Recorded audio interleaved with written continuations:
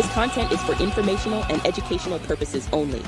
You should not construe any such information or other material as legal, tax, investment, financial, or other advice.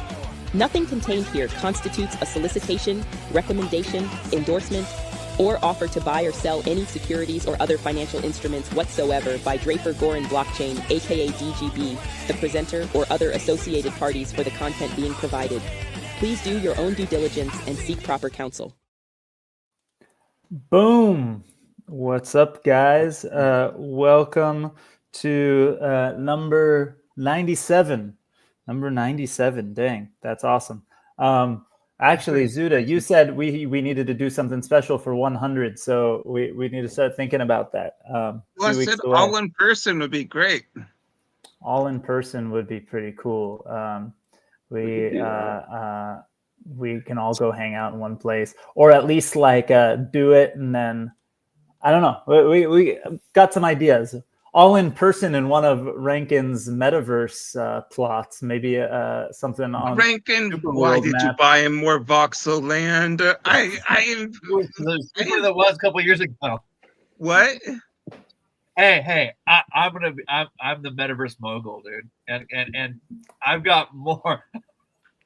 That was a bad investment. You know, I've been investigating voxel. No. Hey, The I did public really look well at it. selling metaverse properties in the last bull run. Okay, wait, I we don't- did.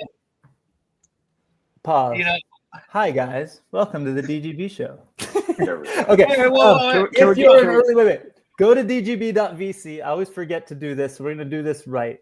We're an early stage firm that invests in startups at the earliest stage. When everyone is too early for other VC firms, that's when it's just right for us. We need a moment to do for. Oh my God, how did that happen? Where did you do that? That was awesome. Rankin, was that you? that was me. Oh heck yeah! That was a Oh. applause for DGB. Thank you. All right. I just discovered that too. And So we have a great time. Well, so first of all, AWS went down Monday morning, and some rumors are that it was because of an H-1B visa employee did not update the DNS correctly because he was excited about a holiday or something like that. So this brings up about wait. So not. I thought you were gonna say that they did it to troll everyone. Like no, I don't know. But it brings up an interesting question of living abroad and working around the world. So we have Okay. Yeah, I thought you were going to go down a rabbit hole that I didn't really want to go down, but No. This is actually a really good one. I love I do want to go down known it, but I this guy for shouldn't. over 5 years. He came up one of my meetups when COVID first hit. Had the great chance to meet him in SuperWorld, and then introduce him into I think Elon because I think he came to Blockchain and Booze after he came over to our meetup. Did you introduce us to Rish? I think so. There was some connection there because Wow. he was at my meetup first, and then I told him about Blockchain and Booze, I think, and then then you guys connected or somehow. You know, Yeah, it was a lot of different, I guess, virtual things that were happening, right? During was. COVID. Yeah, a lot of events awesome. happening. Yeah. It was awesome back in the day. That's pretty cool. You know, so many like friends we met during that time that like overlap with the online, offline, and then things happen. Like Coop said something to me about meeting up and this and that, and then I realized like I don't think I ever met Coop in person. Like we've been friends with this dude for like 7 years, and I don't think I ever hung out with him in person. I don't think so either.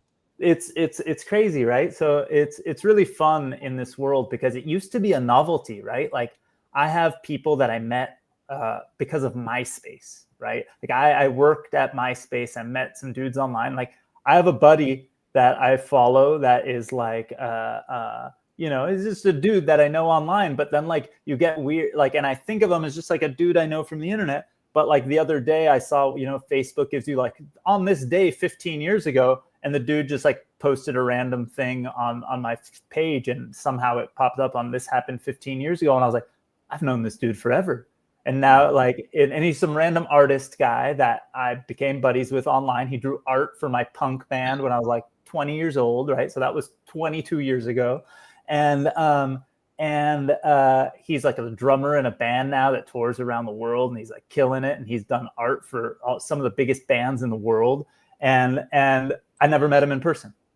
And what's funny is I went into my Facebook DMs to share the 15-year ago post, and there was a bunch of these things like, I'm going to be in LA. You going to be there? And I'm like, shit, I'm traveling to a conference on that day. And then I send him a note. I'm going to be in Florida. Are you here? He's like, nope, I'm on tour with my band. And like, we never met in person.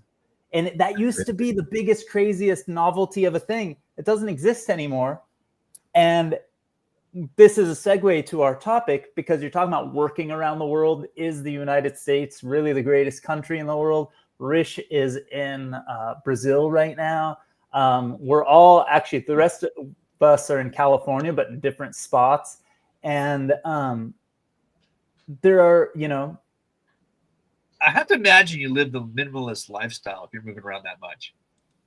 Yeah, live a what lifestyle? Minimalist lifestyle. Oh, minimal. Yeah. We are minimalists. That's awesome.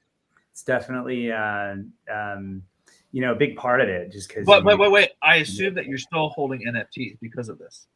Yeah. I'm very digital, right? So like everything very digital. I don't carry like paper around. It's like Yeah. Awesome. When you move, do you send some containers to the next place, or do you guys just like the maximum amount of suitcases each and maybe pay for a few extras and just go? Yeah, no, we're like 2 bags each total. Dang, That's nuts. Yeah. So do you find fully furnished places on the other side?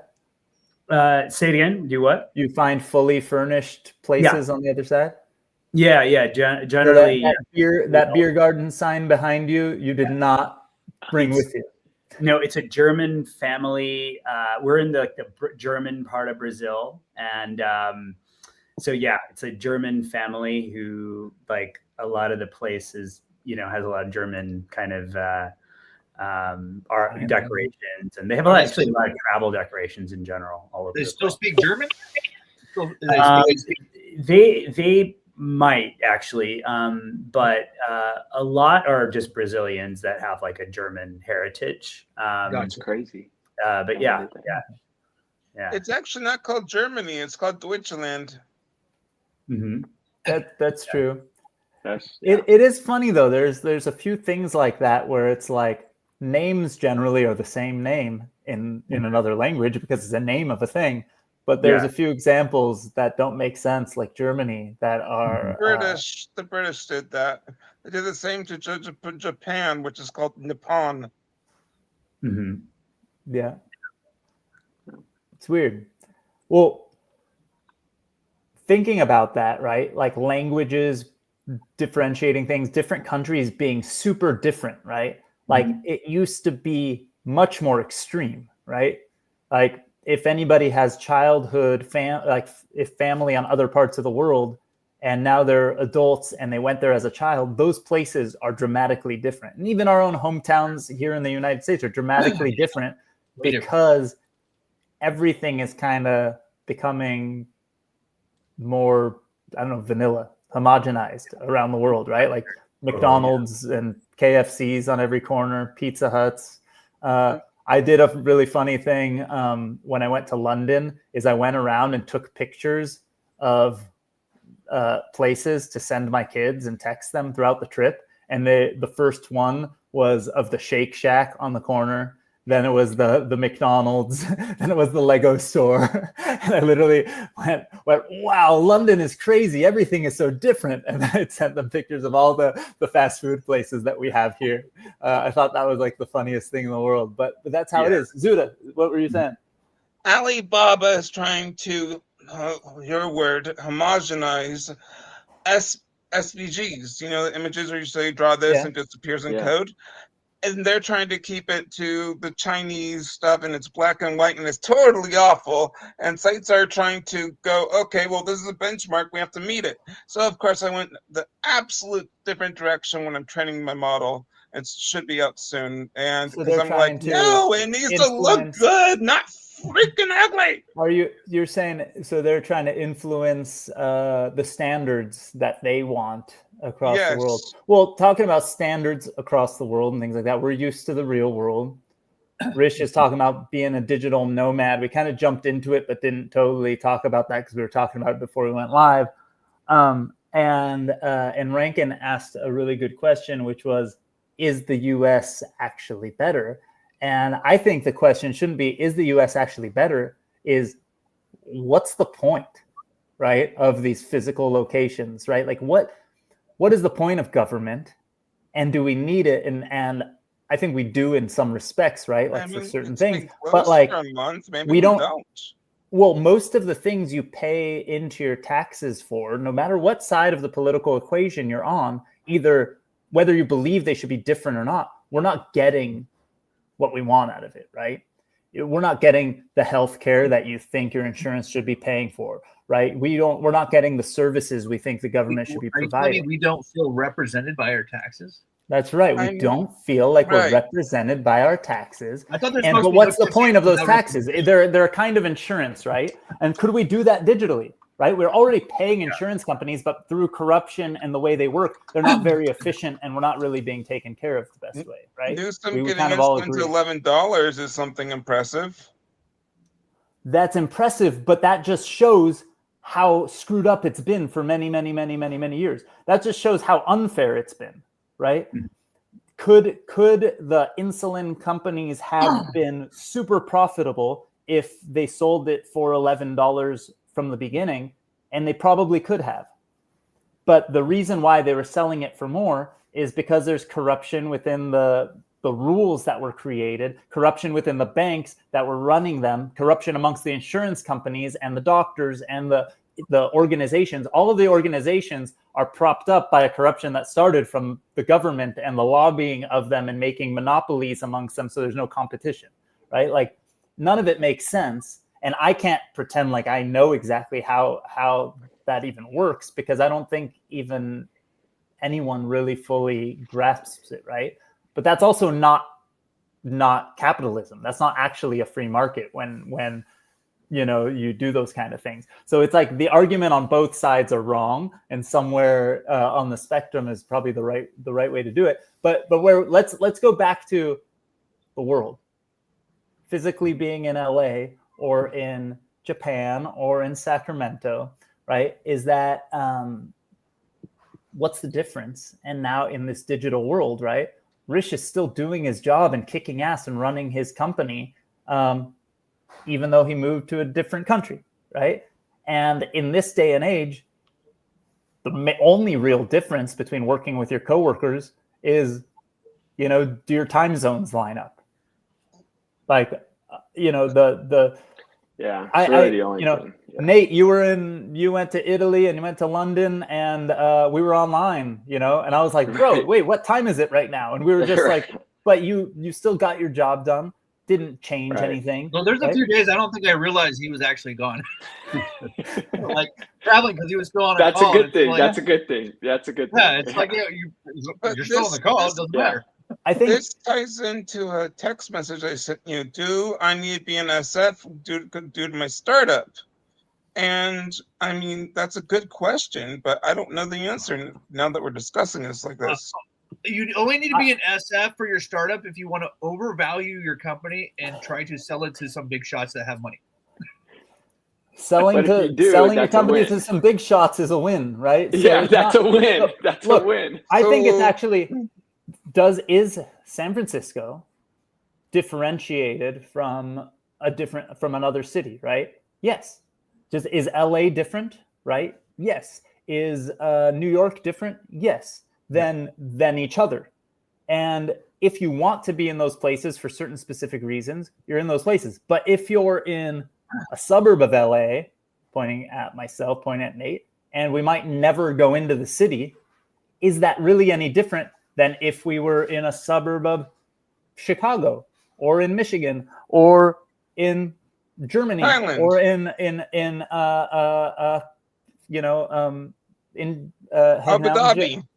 Abu Dhabi, wherever you are in the world, I think makes less of a difference, but maybe those differentiators might. It changes your perception. It changes your perception because like the cost of living in San Francisco is higher.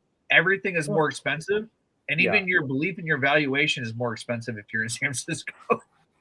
So that's what I was going to say. So you can arbitrage that, right? So you could be based in San Francisco for all practical purposes on paper, or and then live in Sacramento for cost purposes. You could raise money in San Francisco by being from San Francisco, right? Which we are. If you look at my LinkedIn, I'm in San Francisco, right? But am I in San? That's when we first met, right? I was in the Bay Area, right? Yeah. But I think, having the ability to also, if you are a global company or a company that has aspirations of bringing in people from everywhere, whether for talent or for users or for exposure, product, for sure. Yeah, exposure. I think being more independent of any specific location gives you that ability, even if it's psychological, to be able to bring in people and resources and understand that you are a company because you have people in those areas potentially, right, working remotely or being part of the company. So yeah, I think it's interesting as we think of like where to maximize resources and where to generate opportunity. If there's opportunities in San Francisco, there's opportunities in New York, there's opportunities in Dubai, Singapore. So better to be in all of those places at once. Rish. Oh, good. Oh, I was just gonna say you can hack that system a little bit if you're willing to work hard, right? So you're online, and I think that in the crypto world, we all went online, right? We were kind of digital early, and it's normal for us to do deals over the internet, but the rest of the world hadn't caught up yet. And COVID accelerated that.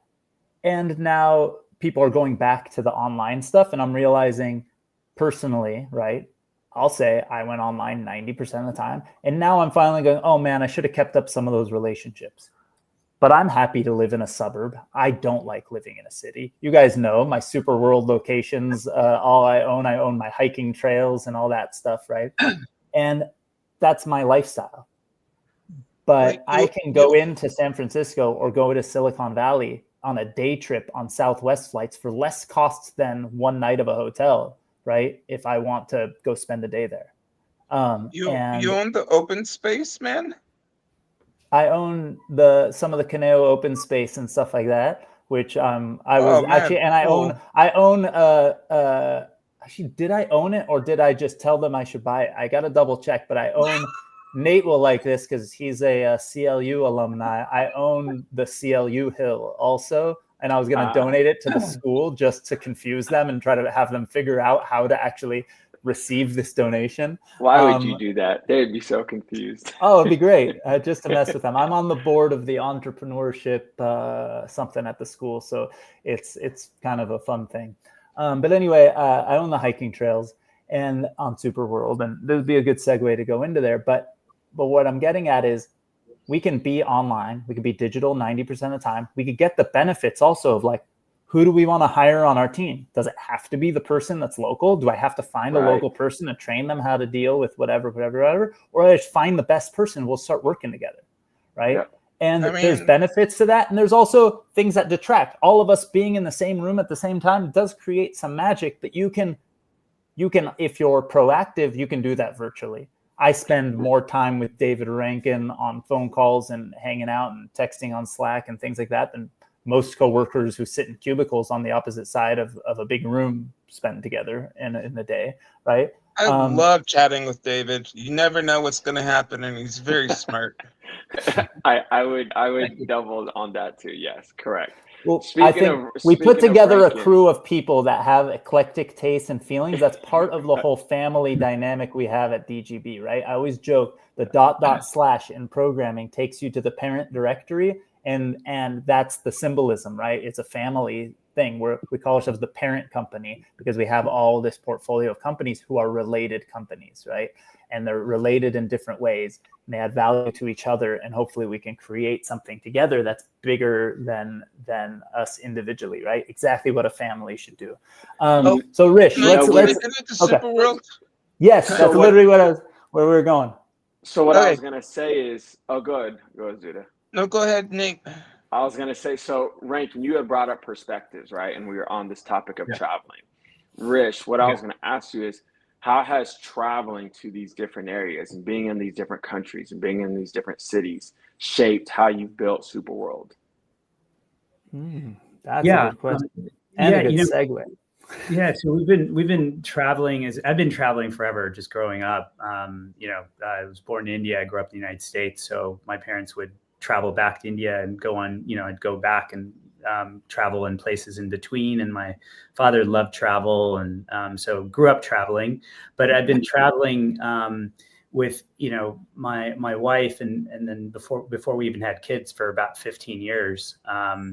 Way before SuperWorld, and we've been at SuperWorld for about 8 years. So this idea about kind of travel came from a philosophical idea I had, which was, what if you could zoom out your identity? So you're not, when you ask someone where they're from, most people tell you a city. Some people tell you a state. Some people tell you they're from the United States or, a country. Some people give you like they're from Brooklyn, the neighborhood. And so I thought, what if you could zoom out from that and your identity could be very global? And so if your identity was very global, then you were always home. Like this was home. You're home now. Wherever you are, you're always home because your identity is global.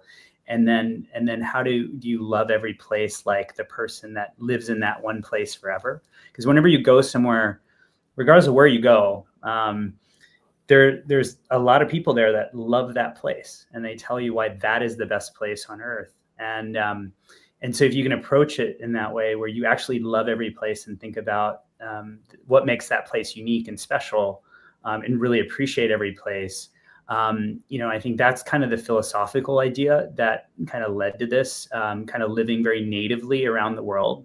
So we live every year or so in different places. So we don't just like come for a short time. We spend a lot of time there. And, I think that doing that over a long period of time, like we've been doing it for about 15 years now, it kind of gives you a perspective on how people think, how people live, those differences, and getting to know those in a very deep way. I mean, just small things and big things, which are super interesting. So, yeah. How do you pick where you go?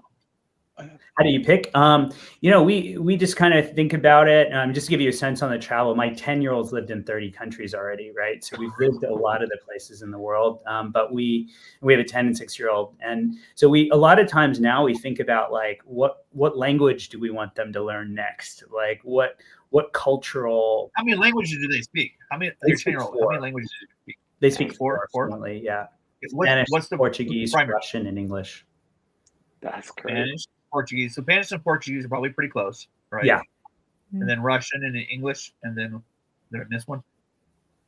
Yeah, those are four. Those four. Okay. Yeah, that's crazy. How long do you live somewhere how long do you have to be somewhere to say you've lived there? The idea of having this kind of global identity is that we're nomads. So wherever we are, that's where we are. I mean, because like I said, we have 2 bags, right? Yeah. So, prior to them being in school, we would go places for 3 months, but that's where we lived. I mean, we didn't have like another place that we lived and we were traveling there. Yeah. Like, that's what I mean by that. That was where we lived. Like, we could have stayed there for longer because that's where our place was. Yeah. So it's less about the time period and more about just kind of this understanding that you're a nomad, and that's like where you are is where you're living. If that makes sense. So I wanted to mention something on SuperWorld. Yeah, that's where I was going to go. So go. So I discovered through an artist a standalone build you guys made in 2020 with the Egyptian Inca stuff. Yep. And it was so mind-blowing. Is it possible to make that programmatical so you could make it for the entire world? Because it's so, oh my gosh, it is so amazing. Yeah. So that was I would call it an experience. that was in WebGL, like a like an immersive experience for an artist named Vesa, where he created artwork in locations, and he wanted to recreate a temple. And we did that just to showcase like the capabilities of creating a place that people can walk through. And we have that for actually the planet in a different way, meaning we're also integrated with Google Cesium. So you can see the map in a 3D kind of Google Earth way as well. SuperWorld is mainly focused on augmented reality per se. So it doesn't have to be visual. It could be audio, it could be transactions. But going fully immersive is a capability. So it's something that I think over time, as that tech gets better, will be more and more part of the platform. But the way we think about kind of where we're building is real world places, connecting with the real world. But it doesn't stop anyone in that case from putting something totally virtual in a real world location, which is what he did. So that experience is placed in the desert by the pyramids in Egypt, but it's a totally immersive experience. Like if I could walk into the Bean in Chicago, which I've never been to, but if I could walk into something replicating that, very cool. Yeah, exactly. And I was on desktop and I was looking at some of your stuff and it said this is virtual, but it was just a picture of a tattoo, so I didn't understand what was going on there. Mm-hmm. Yeah, so that would be an example of someone who's a creator who's shared content that is augmented reality content and probably tagged to a physical location. Yeah, exactly. So tell me, there's some new update. So I think there's a big announcement right now. I saw it on Twitter and I followed it a little bit, but I'd like for you to kind of throw it out there, and then we'll probably ask questions and have feelings about it and stuff. Yeah, sure. So, again, just for everyone's benefit, I'll give you kind of just a small sync about what we're doing in terms of the product and the vision, and then I can go into an update on what the latest is. So, as we discussed, SuperWorld's a virtual world mapped onto Earth. What makes us different is SuperWorld's about the real world and your real life. So it's all around us, right? Think of it as a Google map. I think we all use Google Maps probably every day, if not, a few times a week at least, right? Very accessible. Anyone uses their Google Map for navigation or finding places. Or if I ask you like what I should do in your city, you might send me some Google Map links or Instagram links. The challenge with that is when I click around on your map, you're not monetizing from any of those interactions. Like if you tell me a place that I should go and I go there and I spend money there, you're not benefiting from any of those interactions at a hotel or a restaurant or an event or anything, right? And so the solution that we're creating is a way for you to share real world places, real world businesses, content in real world locations.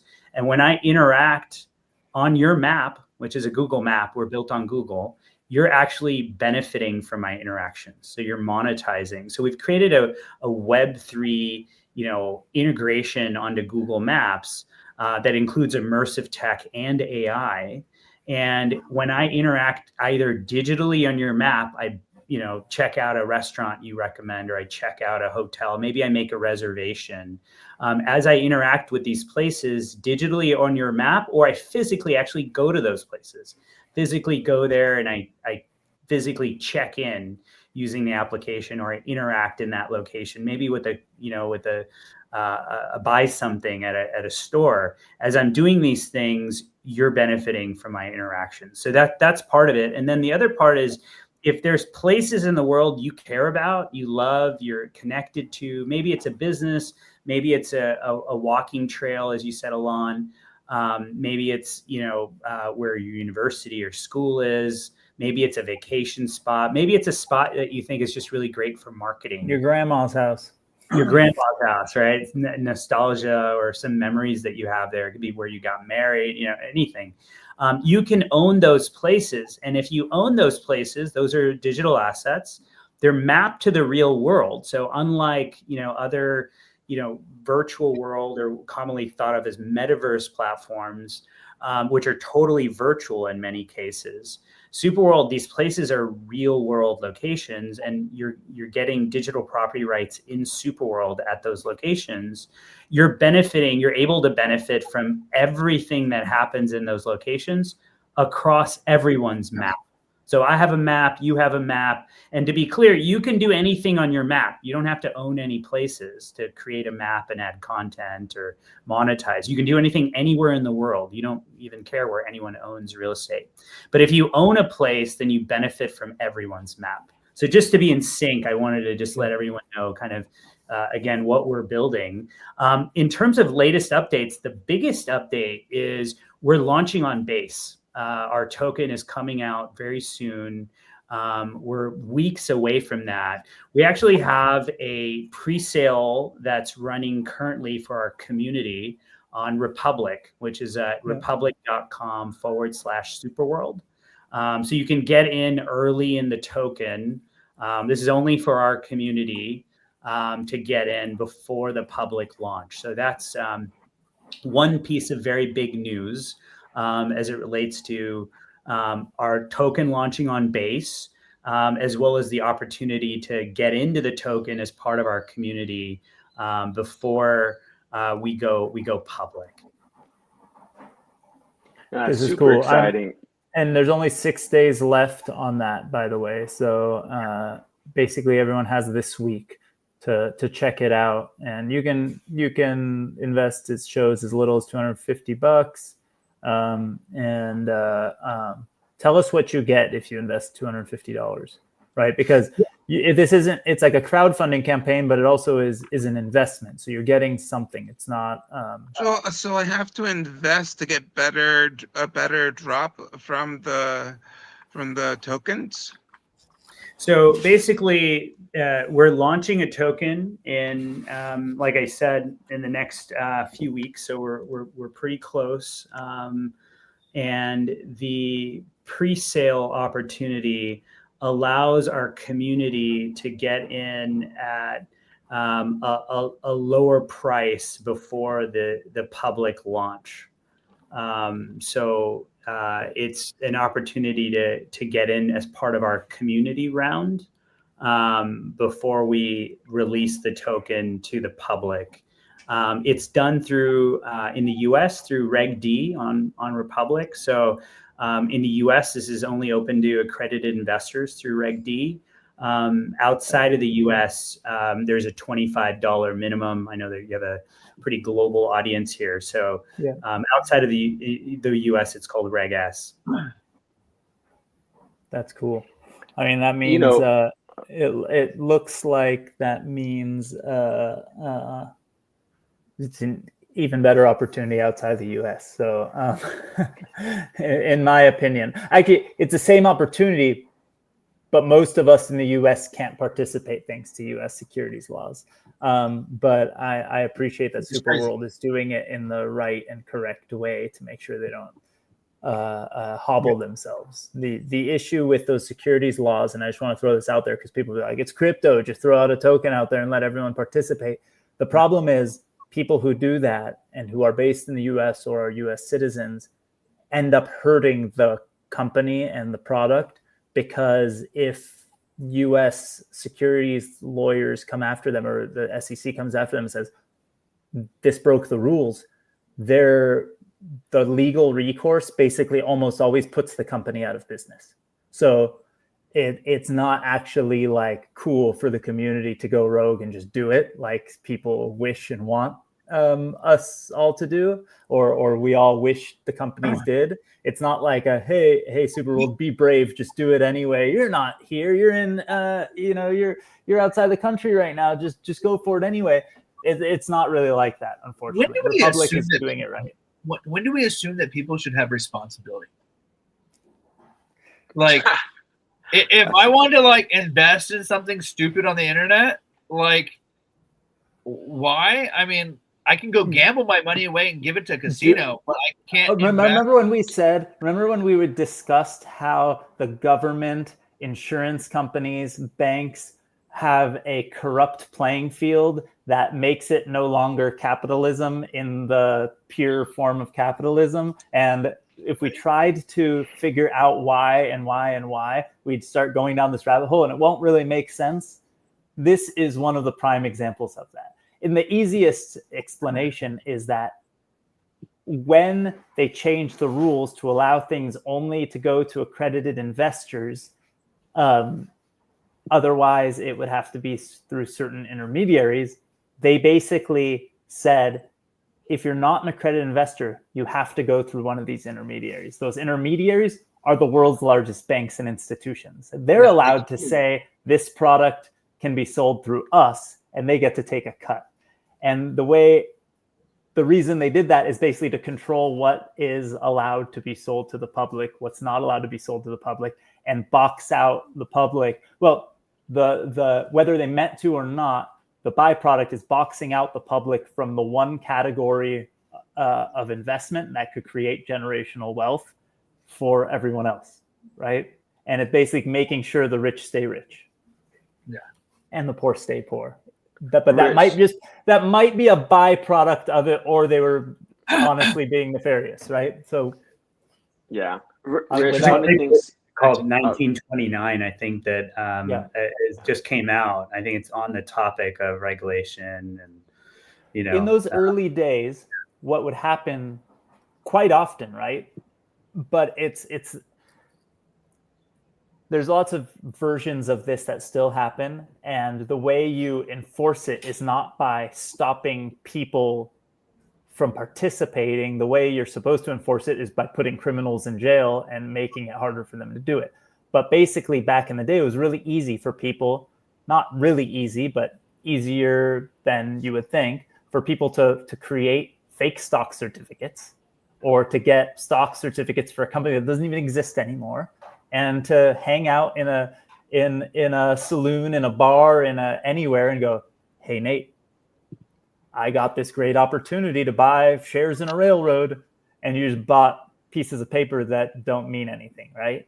And so the way they fixed that problem is by saying, you're not rich enough to participate, so we'll just stop allowing you to, right? Which didn't stop any scammers from being scammers, right? It's kind of like how the crypto world worked, right?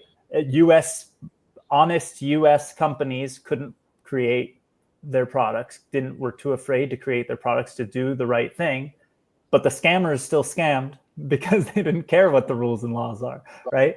And so those early days, go ahead, Zuda, and then I have a question about SuperWorld. Are you saying that artist coins and my joke coins violate the SEC? Because I mean, there's an executive order trying to make everything assets, not. First off, an executive order doesn't make something legal. It just means that now the SEC has to write the rules and laws and stuff for that as executive order. Even when Congress passes something, it's not yet legal until that governing body, the SEC, then writes the rules, right? So Obama signed the Jobs Act in 2012. That's what made companies like Republic able to do what they're doing now, and what Rich is able to do what he's doing now.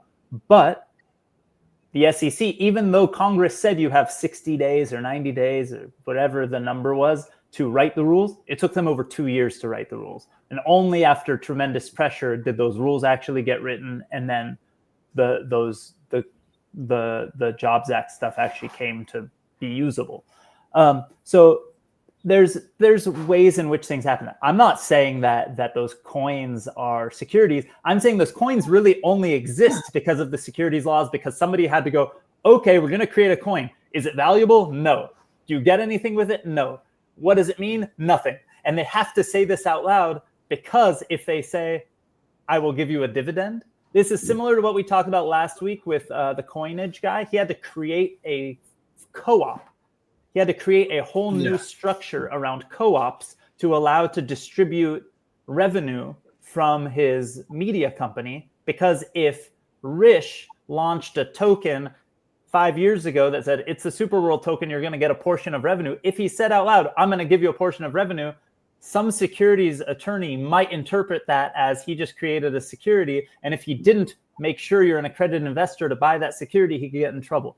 And it's just it's this whole snowball of consequences.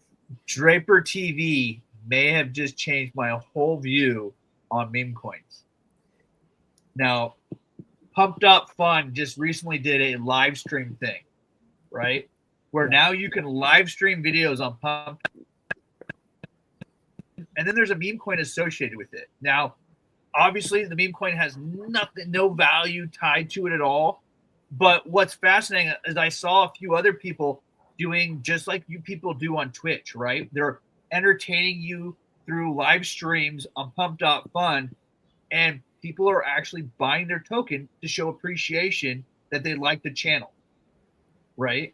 And I'm like, this is no different than Twitch. The only thing is now you can actually reward the creator with providing the content directly with the meme coin by having the value of that meme coin go up potentially. Yeah, but then on the back of it, there's all this speculation, and there's no promises. And what happens? There's no promises. That's the great part. But you can be until the community who purchased those coins even when the person says there's no promises. Think about all of the NFT things. Think about all of the crypto communities where they went out of business after a year or two, and their community was furious. Even though they never promised anything from those tokens, it's just a token. It's just a thing. The community does have expectations, even if the people don't say those expectations. Think of how many people watch Twitch, and the people get very little revenue from that.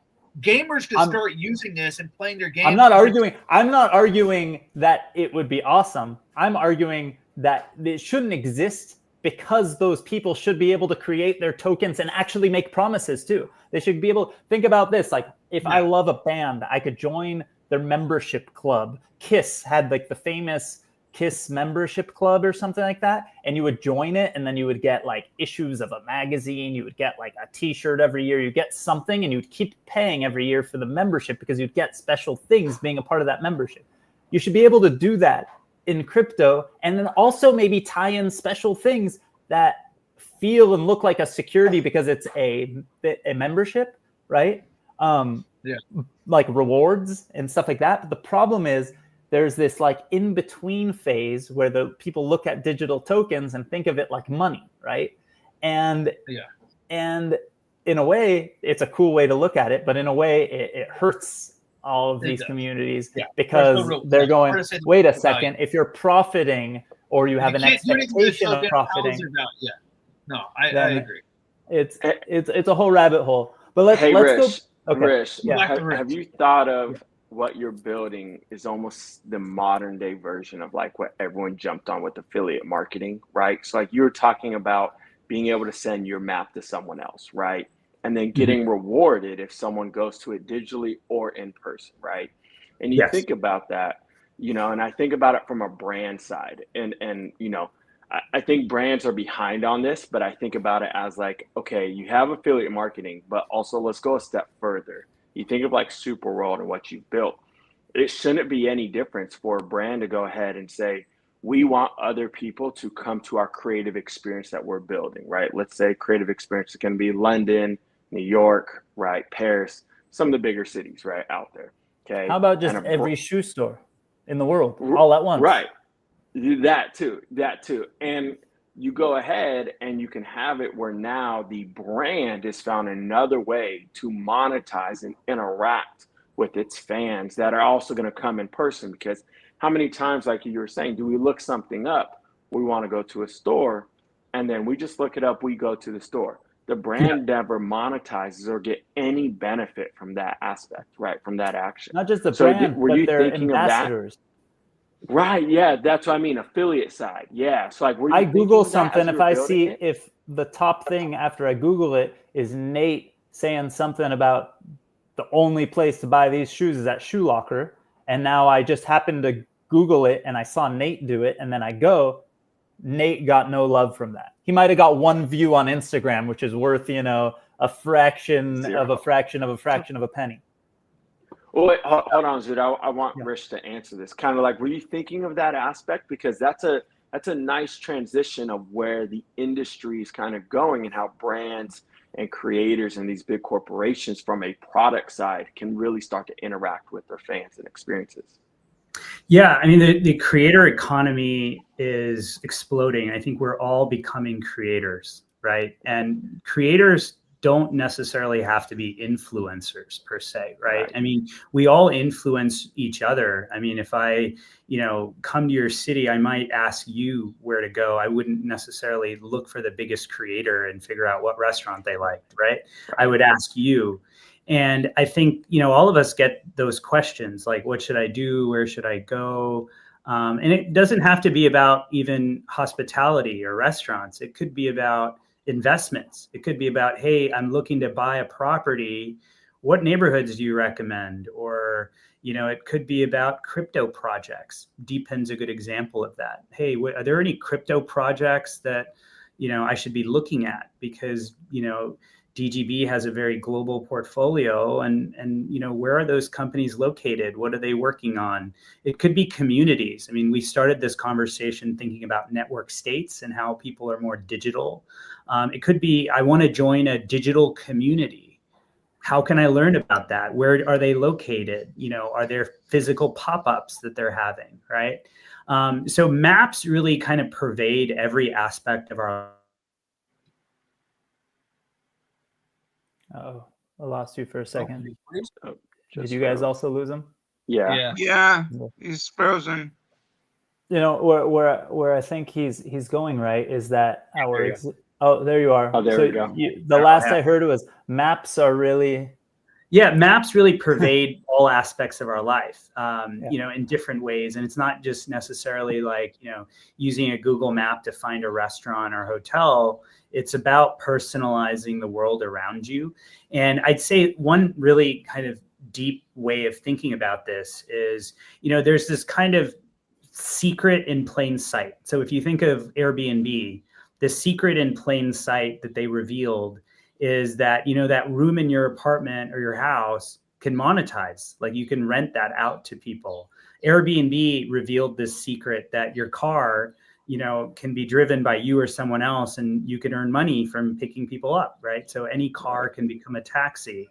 And I think as you think about SuperWorld, the secret that we've revealed is that reality itself can be unlocked, whether that's a location or whether that's an interaction.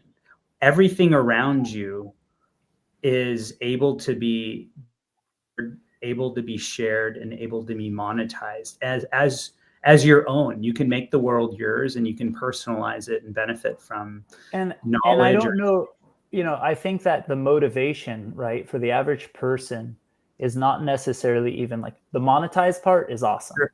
And it's mostly points in your own world, because I think just like everything being distributed, right? Like we talked about this with creators last week. You don't necessarily need a huge film studio to create a beautiful piece of art anymore and get it be distributed on Netflix or whatever. You create the awesome thing, and you can do it yourself, and somebody might pick it up or not, and you can get it out there.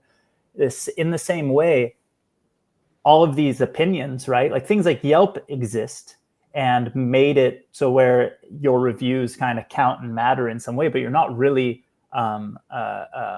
you're not rewarded for it in any meaningful way.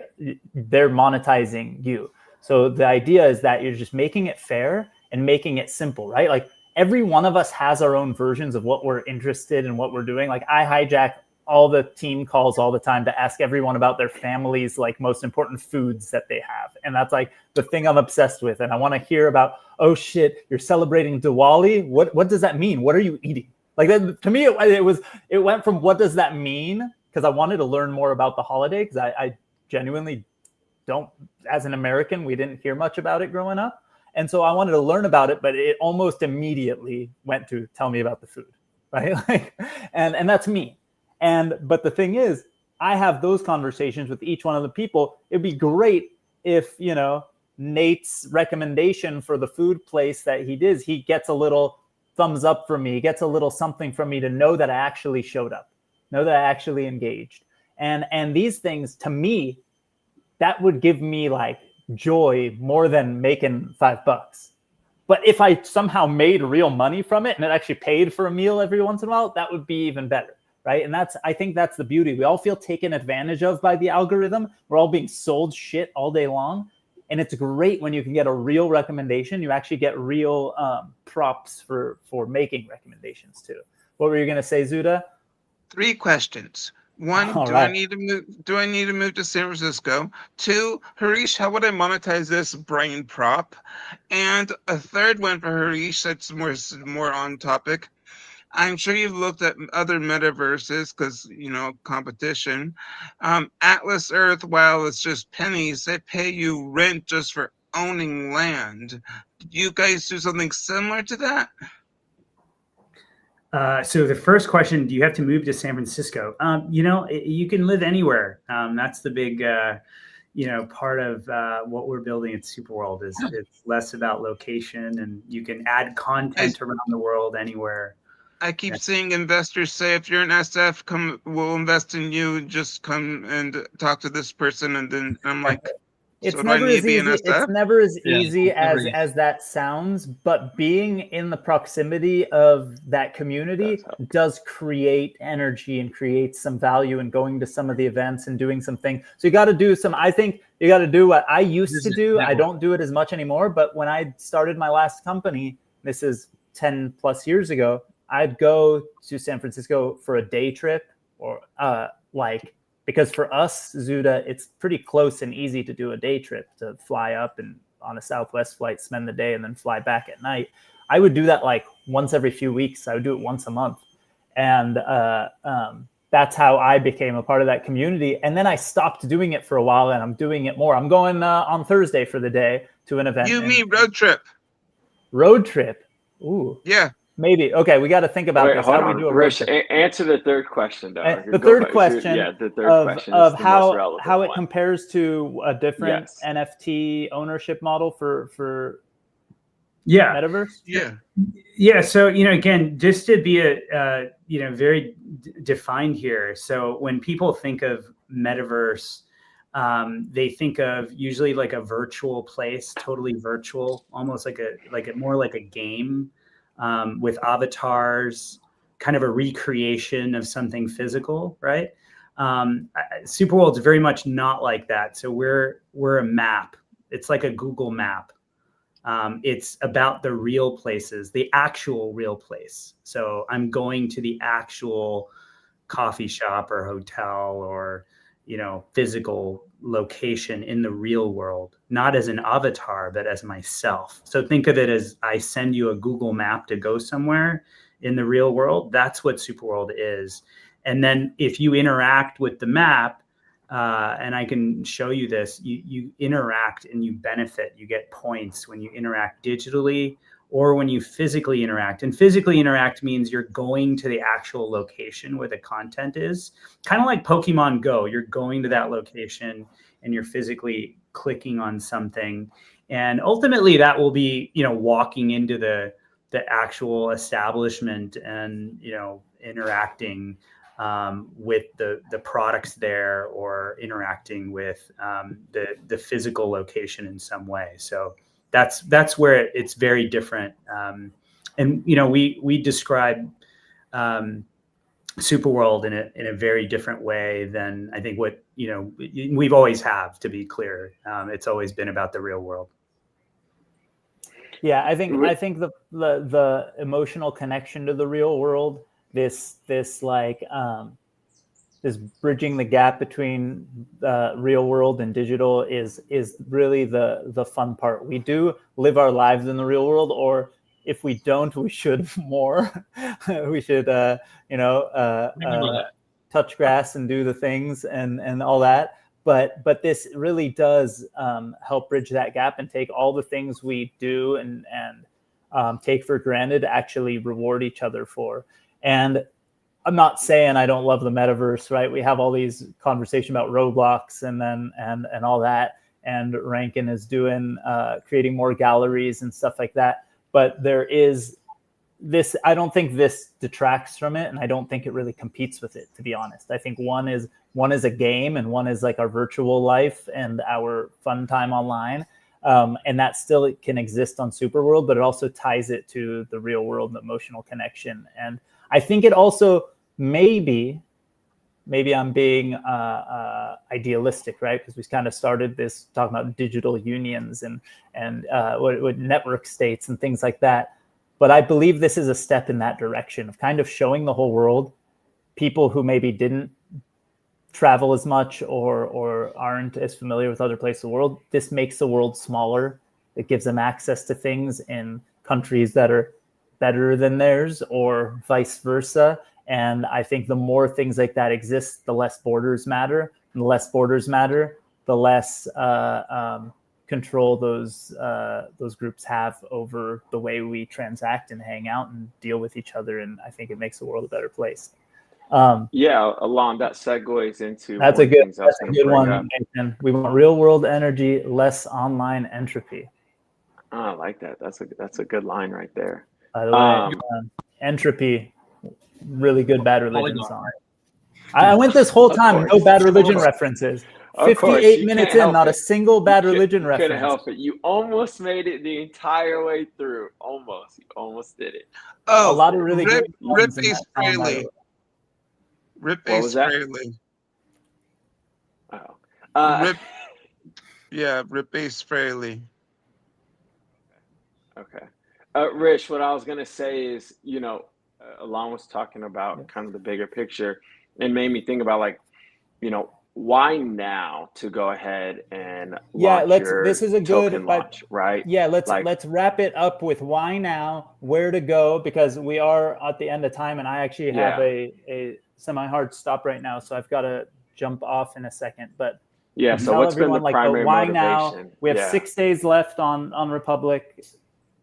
Yeah.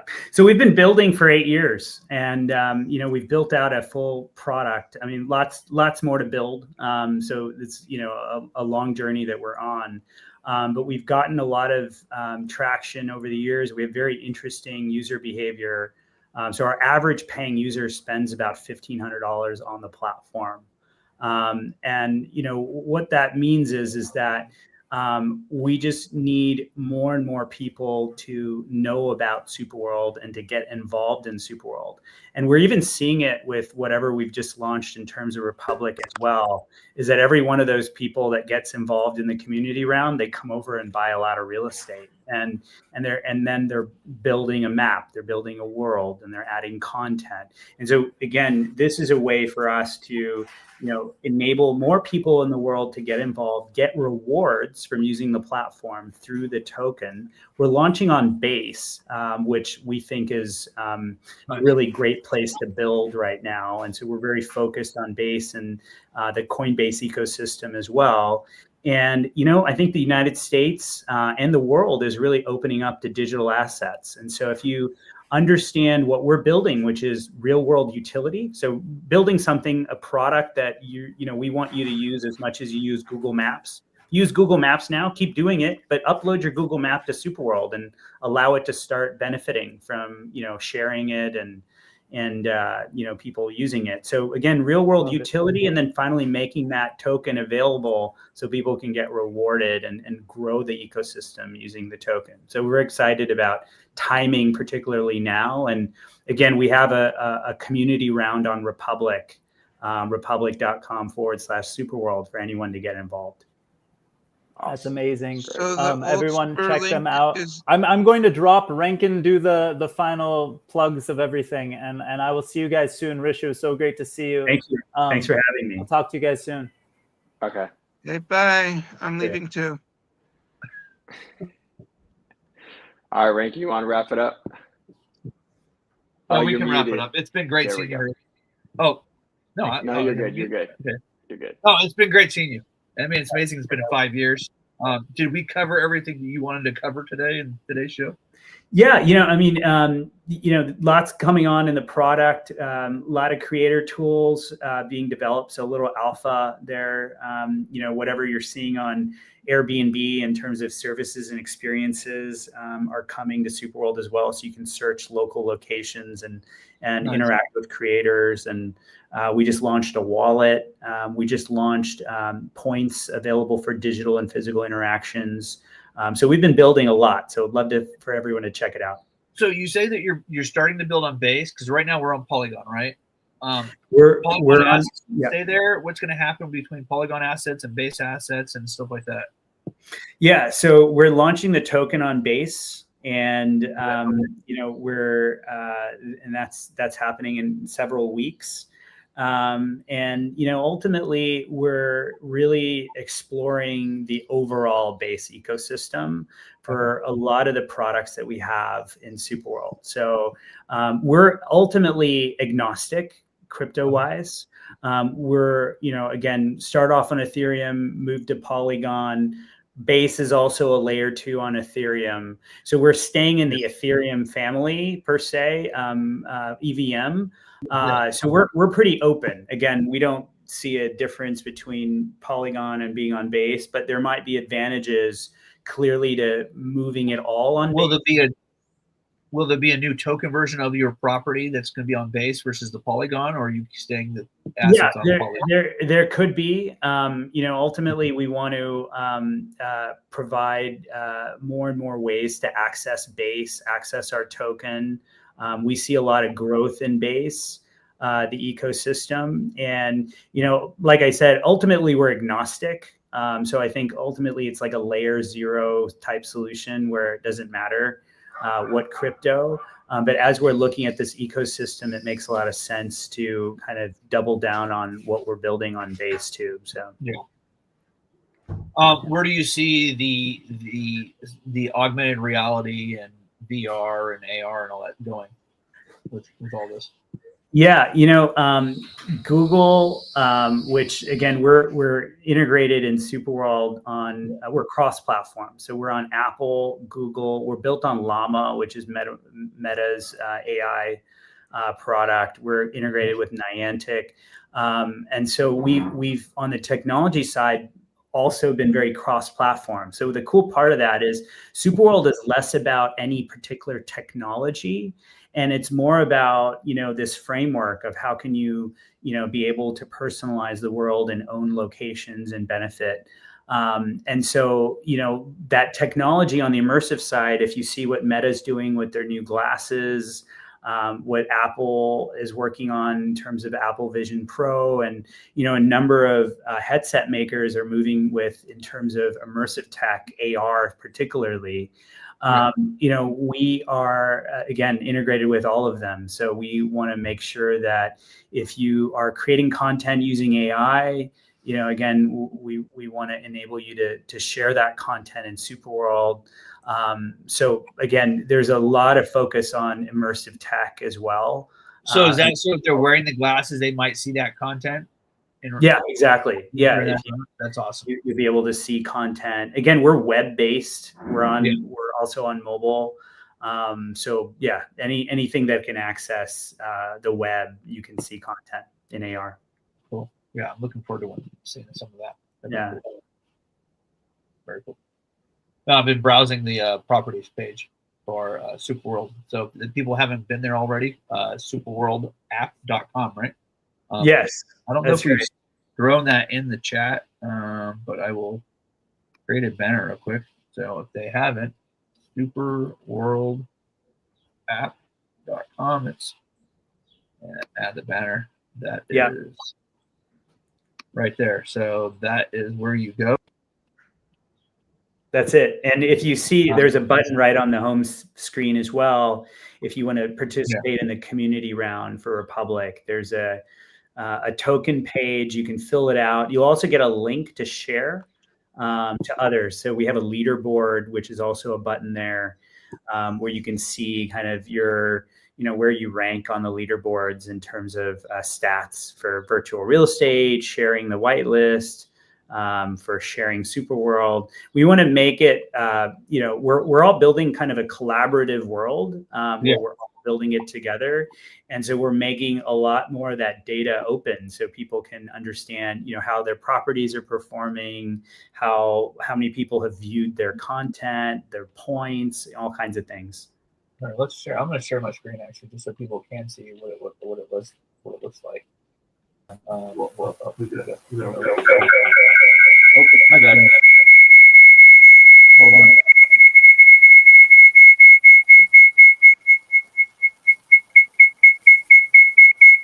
Okay, that might be somebody else. I think it's you. No, I turned it off. No, I turned it off. Okay. There you go. Okay. Nope. It's still there. Is it still there? Yeah. I think it's because you have 5 monitors. I think that's why. I don't have.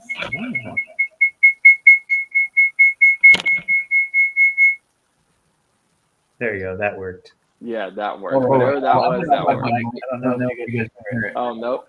Is it gone? Nope. I can share.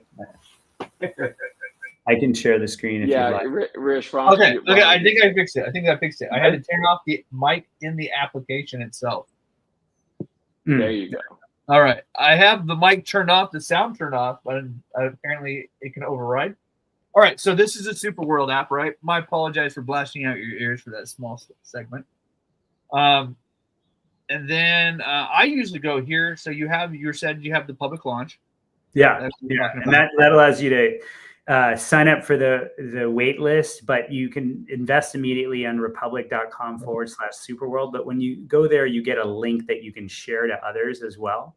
And you'll be able to earn free SPWR. And so this goes right to the.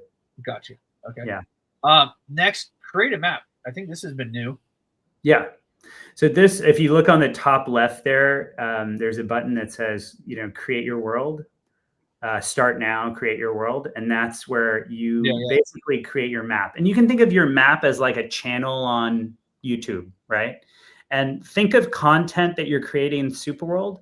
That content, we call it phygital content. So any content in SuperWorld has a digital and a physical interaction.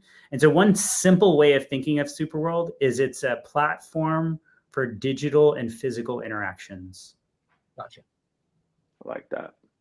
Yeah. And if you sign in, by the way, you'll be able to see your points and everything right on the top right, but you have to sign in for that.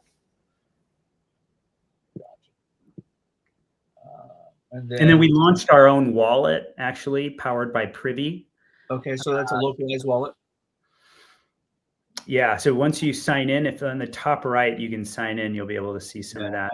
I'm not going to sign in right now. Or hit wallet, and you might be able to see it. And I'm going to try to avoid that just because I don't want to ship more than is necessary. Here, let's go back. And also, I do like, I don't know if you could purchase a world from this spot, but purchase real estate. Yeah. So if you click on, I can, by the way, if you want, I can just do a screen share and show you some cool things if you want. Yeah, you'd like to do that. That's fine. You do it? Okay. Give me a second. I'll okay. Do you guys see my screen? Rankin, I think you have to stop sharing. I got to unshare. So I'm going to unshare. You share yours. Okay. You see it now? Nope. I'm going to add it. Add a stage. There we go. All right. So you see the points here on the top right? Yeah. So if I, for example, click on, a piece of content here. This. See, so now the content will allow me to it will here. Wait, sorry, I'll have to do that. There you go. See those points go up. Did you see that? These points. So when I digitally interact with something that's a piece of content, it will call that. That's not a piece of content, but let me find another one here. This one, let's say. And what do those points do when you as you're interacting? Yeah. So basically, what we've enabled is digital interactions, which are I'm on the map and viewing something, to make the view This. here on the map, See. and then enable me to earn points from digital and physical, and then the points themselves will be enabled to allow me to benefit on features within the map. So they'll allow me to do certain things on the map application. For example, featuring specific content, I can use my points to do that. For boosting things, basically anything that is digital or physical related to the map. And then this is distinct from the token which we're launching, which will again interact with kind of things that are monetizing on the application. The other thing that we launched is our SuperWorld wallet. So you can see all the wallets that are available in SuperWorld. And then, again, all of this comprises what we call worlds, which is the ability for anyone to create a world and add their recommendations, things to do, places to go in real world locations. So I'll give you an example of how that works. David, what's your favorite restaurant in the world or anywhere? My favorite restaurant in the world? Yeah. I don't know. I don't have a favorite restaurant. Okay, wherever you're from, maybe it's a hotel, maybe any business. It doesn't matter. Maybe just do like a Four Seasons hotel, something easy like that. Okay, Sure. Name a location for the Four Seasons that you like. I know Nate gets her out more than I do, so we'll let Nate do that. Oh gosh, we can just put we can just put LA. Just keep it simple. Okay, Four Seasons LA. Okay. I always ask because I always try to figure out some cool places to go that are more, kind of hole in the wall. Let's say Four Seasons Hotel, Los Angeles at Beverly Hills, right? Yeah. So again, I can add this place to my world, right? I just start it as a location. So if you look at the bottom left, it says save successfully to your world. I got some points for adding it to my world. Okay. I can. Does it change if you own that property location versus if you don't? Does what change? So you said you got some points. Does it make a difference if you own the location that? Yeah. So if you own the location, then you earn from everyone's map at that location. So if, for example, I just interacted with this, but let's assume you owned the location, my interactions and the points that I got would also reflect in your property because you own the property. So when you own a property, you earn from everyone's map, everyone's interactions in those locations. So that's how brands and business owners can really interact going forward. Yeah, exactly. Like all of this is all linked together. So the map, real estate owners, brands, worlds, the user interactions, they're all integrated. And our white paper describes a lot of this, but the idea is that if there are places that you love, that you particularly, go to a lot or you have interactions with, you can also benefit from bringing them on board in a decentralized way, similar to how you would think about, sharing a QR code and bringing on an Uber driver, and then you get an Uber rider and you get an Uber ride and they get a free Uber ride. If you remember how Uber kind of expanded using referral links, or how maybe back in the day you got an email from PayPal that you had $20 to spend on PayPal, and then you connected to PayPal so you could use that $20. We have a way for you to bring on businesses that you love using our token and to stake to those businesses. So they actually can earn credit to use for marketing spend in SuperWorld. I like that. That's a good feature. That's a good component. Absolutely. Yeah. I really see this where, once the users continue to really jump on this, I can really see it where some of the brand and some of the actual business owners start to look at it and actually see, even more value from it on the ownership side, because how would you not want to go ahead and get involved, if you're having, so many, let's say hundreds and thousands of people being able to use your map, and look at it from a digital, side. So yeah, I really see this being really accessible to some of the brands and some of the business owners going forward. Yeah. And the other thing that's coming, which I'm really excited about, is our creator platform. And what we're doing is, if you guys have seen Airbnb lately, you probably saw that they, besides just renting apartments, now you could get, a local photographer, you could get, someone who could take you on a walking tour, or chef, or, a variety of services and experiences that creators can offer on the platform. And so people are kind of understand that. And, our vision all along is to have creators, and, we've done that in the past through NFTs. But what's coming is the ability to offer physical services like the ones I just mentioned, as well as, digital creations as well in real world locations. So it could be content or premium type of content. It could be, access or courses. So a variety of things that can be marketed in locations, physical or digital, by creators. It'd be cool is timestamp news. So somebody could take a video of where they're at the event, post it to that location when it happened.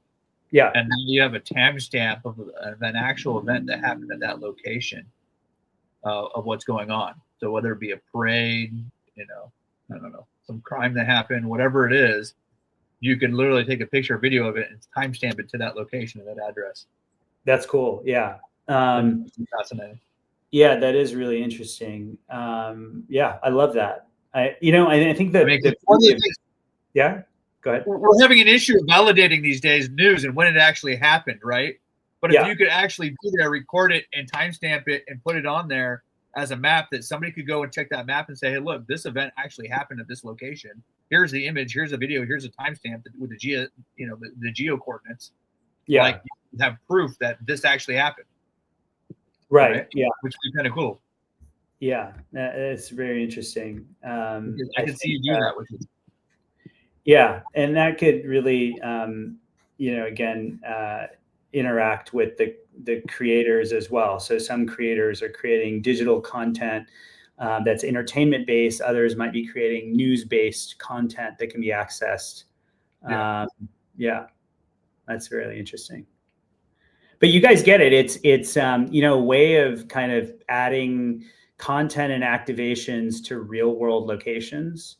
Yeah. We're seeing a lot of growth here with uploads. We're seeing a growth in retention, which is our goal here, is to, focus on kind of keep improving our retention as we keep growing. And so that's what our focus is on this product, which is what's called Worlds, where you're building a map and then you come back and you're adding content to that map every day. You're sharing your map of recommendations. We're integrating real world assets as well. Really soon, we're going to have a big announcement for a really cool activation that incorporates real world assets very soon as well. I can't announce that yet, but it's coming very, very soon. And so there's a variety of things besides just like recommending restaurants and hotels, or even on the content side. There's RWA, there's DPIN. We're creating this category, which I call real world locations, RWL, which combines immersive tech, Web3, AI, real world assets, and DPIN. So it takes all 5 of those categories, and we're the originator of this category, and we call it RWL. So you can, become a stakeholder in a real world location and benefit and share and discover in those locations. That's fascinating.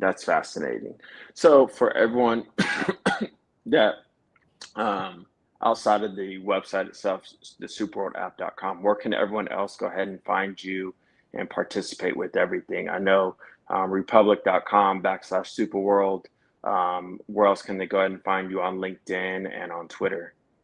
Yeah, so I'm very open and accessible. Love to talk to the community. So if anyone is excited about immersive tech and Web3 and AI and RWA, DeepIn, all of these categories that are merging together, just reach out. I'm on LinkedIn. First name Rish, H-R-I-S-H, last name L-O-T-L-I-K-A-R.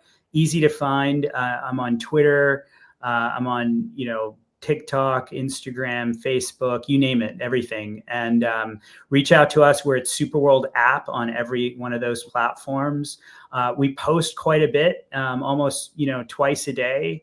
So we're kind of all over the place. If you find this interesting, reach out, get involved in our Republic launch, republic.com/SuperWorld. If you love this vision, create a world. There's a lot of ways to get involved in what we're doing. And ultimately the mission is, how do we build a virtual world that can enhance your real life? So it's all about real world utility. So, as David gave some great, feedback on features, we're down to build things that people want. And then ultimately, how can we all together build and own a decentralized world that can make a positive impact on Earth and humanity? So there's a lot of use cases that, we had Amazon tribes create digital art in the Amazon so people could learn about deforestation. We've raised money for hurricane disaster relief. So a lot of ways that these maps can actually do things to benefit societies.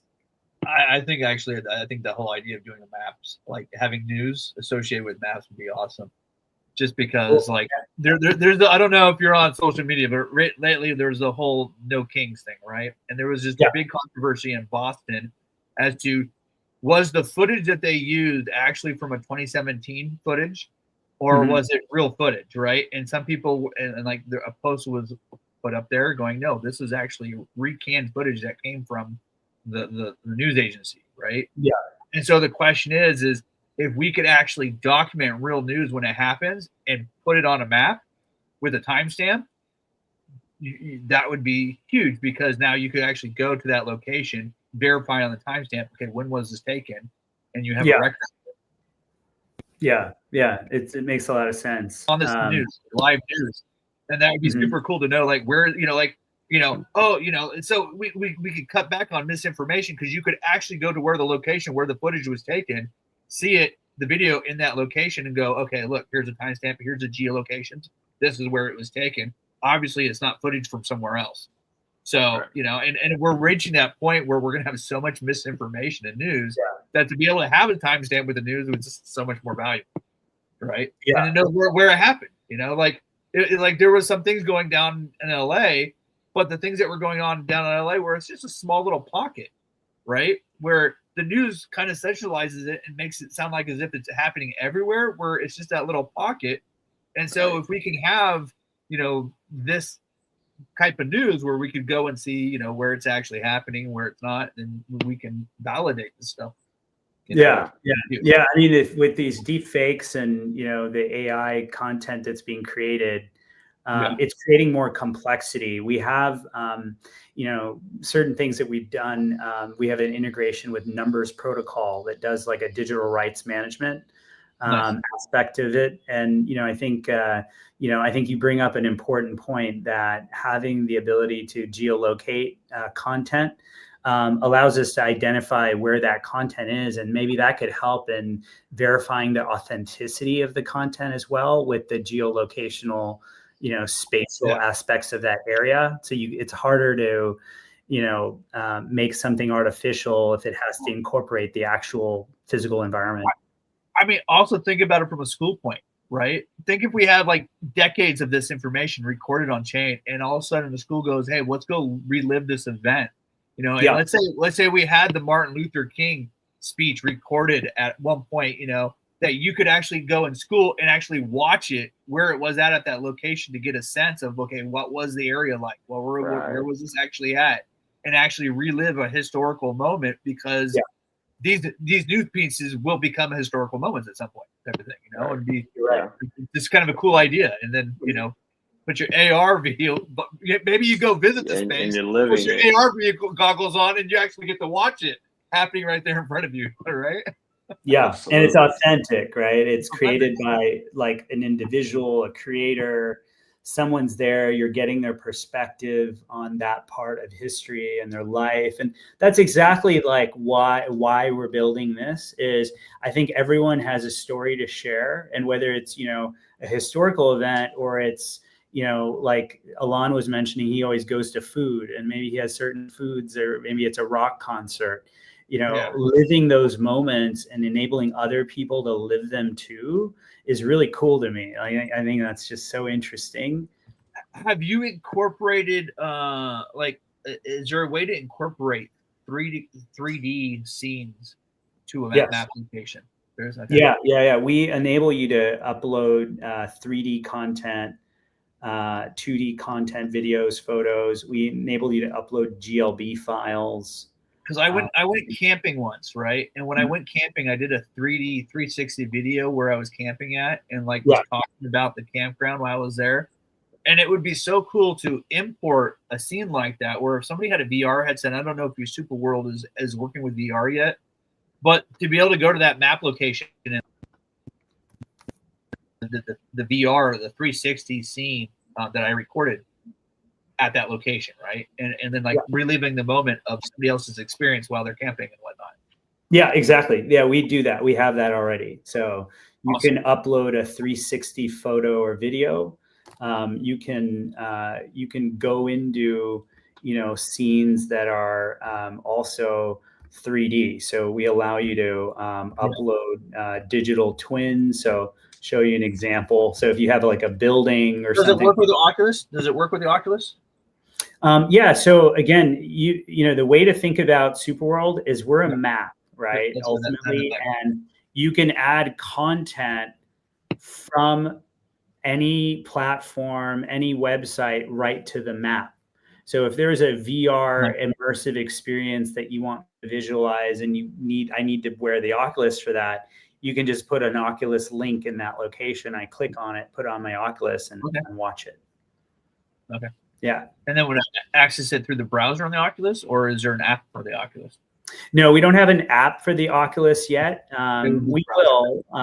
Right now, we have a web browser app. You know, web. Okay, so you can connect to that. But we're also on a mobile with Apple and Google. So we have a mobile app. But you know, we're, you know, again, bit of alpha, but we're going to be experimenting more with Google Geospatial Creator as well, which is their spatial product. And so there's going to be more to come on the spatial side. But, you know, just to be clear, SuperWorld's not just about visual AR content. Yeah. This is about, you know, I showed you an example of the Four Seasons Los Angeles and Beverly Hills. That's a physical place that exists. And I could see that menu. I could go to their website, you know, from that post, or I could go to that physical location and physically check in on my application.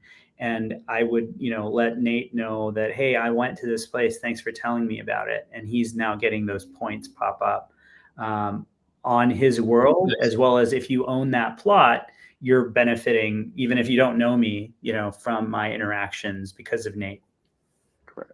Awesome. I love that. Yeah. Love that. That's great. That's great. Well, Rankin, you want to wrap it up? Yeah, we can wrap it up. Thanks for coming today. Thanks for having me. Alon isn't here. If I was going to try to throw up our DGB thing, if I have it in my index here. So if you are a new startup, as Alon said, please come join us. Reach out to us, dgb.vc, connect through our connection portal. Look forward to talk to you. Harish, thank you for coming out to DGB, the DGB show again. And I'm sure we'll be talking to you again soon. Yeah, thanks so much for your support. Privilege and always fun to have you on. Yeah, no, it's always great to catch up. Really appreciate it. Awesome questions as always. And thanks again for everything, all your support. Likewise. Yep, thank you. Have a good one. Nick, and we'll see you next week. Okay, bye. Bye.